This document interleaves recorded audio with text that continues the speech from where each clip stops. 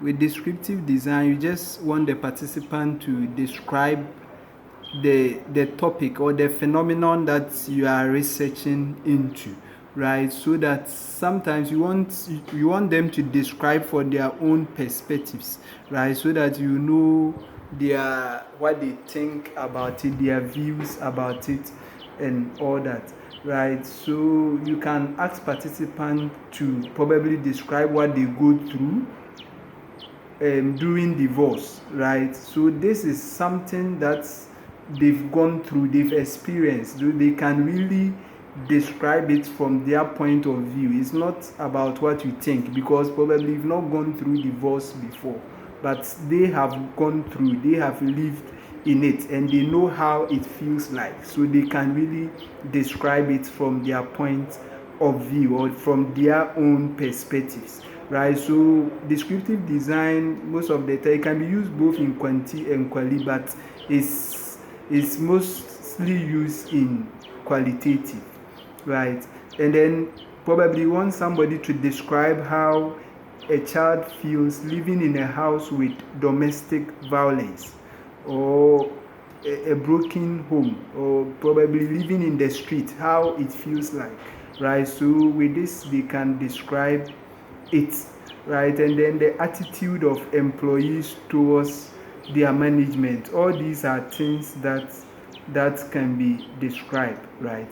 That can be described. So you can use it in qualitative studies. Let's look at exploratory design. Exploratory design, it is usually carried out when a researcher wants to explore areas about which she or he has little knowledge, right? So you want to probably coronavirus, right? It's a new condition. So most of the time it's not advisable you do a quantitative study when you are conducting a study on coronavirus, right? Because it's something new. So you have to do qualitative study first. So with this, there's one research going on at Legon, right? They want to find out the fear people have about it, right? So this type of study you can explore. You don't know, so now you want to find out, right? So in finding out, you want to do an exploratory study, right? So you use an exploratory design to find out, and then later you can build on it and do quantitative study.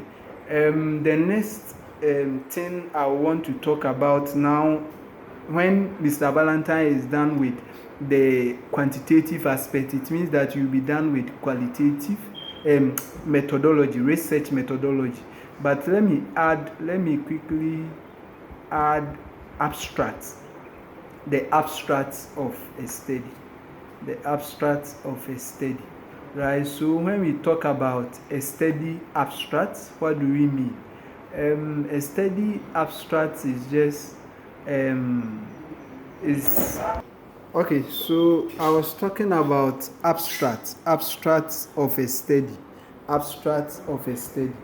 When we talk about abstract, most of the time you cannot write your abstract when you are not done with the study.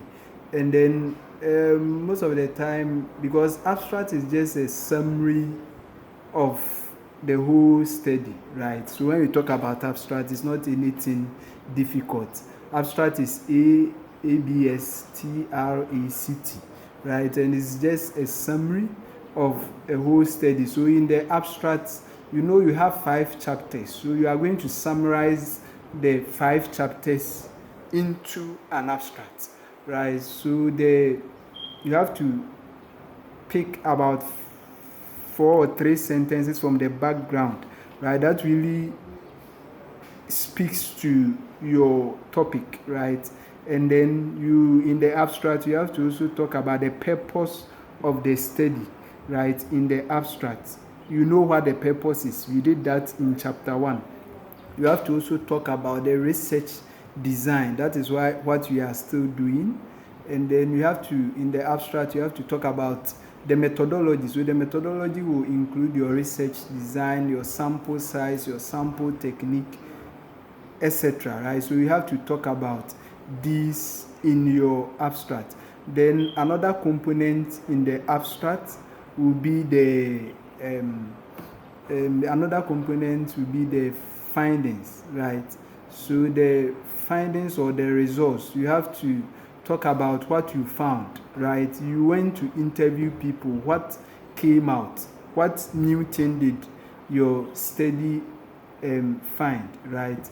So you have to talk about the findings or the results of your study. So if your study found that women have poor knowledge about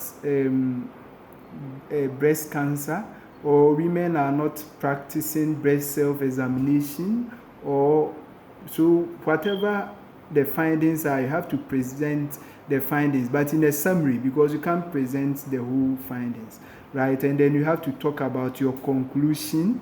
So based on your findings, what are you suggesting? What is your conclusion? And then finally your recommendation, right? So it's not anything difficult. Research, as I said, is very simple. So it's just that sometimes people have it at the back of their mind that is difficult, right?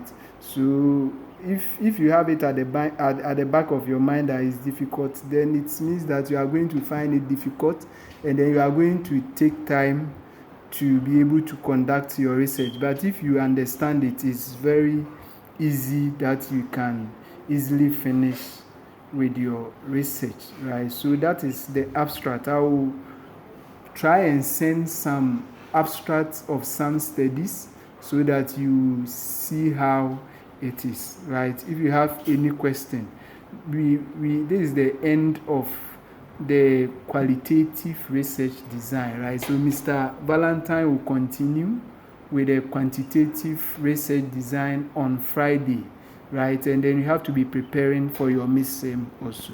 Thank you.